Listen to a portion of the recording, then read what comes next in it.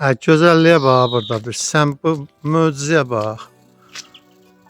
Acqabı rayonunun Udulu kəndidir bura, Şəhidlər bağımız. Burada bir gözəlliyə baxın. Görün bu şoran torpaqda bu şəhidlərin adına belə gözəllik harda var. Fah, maşallah.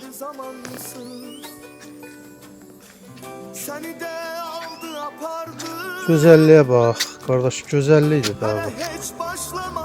Bax. Nələ, bu nələ. Vay, həyat. Sən anlamına bax. İnşallah bunu bu şəlaləmizi dolduracaq. Nələ, bu nə? Bu nədə, bu nədir? Gözəlliyə bir bax sən.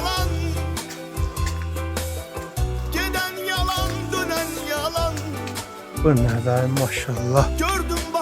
Bax. Burada gülün ətri adamı dəli edir, konkret dəli edir.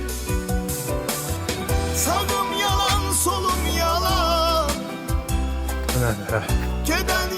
Belə gözəllik Azərbaycanın hansı bir yerində var? Bu nədir?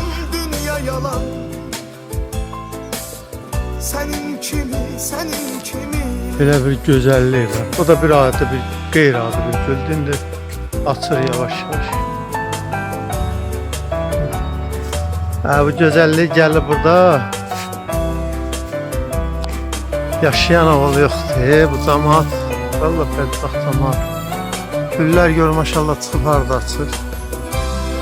Dağlarda, qayalarda. Ne ümid var, ne güman var. Bu karanlık gecelerde var gələndir. Güllər hamısı düşür. Azmışam dar küçelerde. Hamısı bax tökülür. Buna bax o.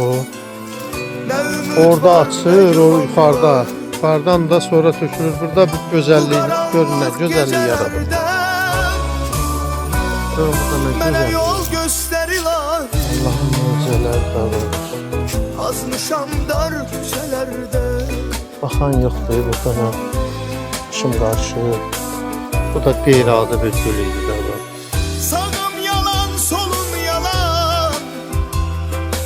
Güldən möcüzə var. Dönen yalan. Bunlar da ki ağ güldür. Bak. Bak da burayla. Dünya yalan.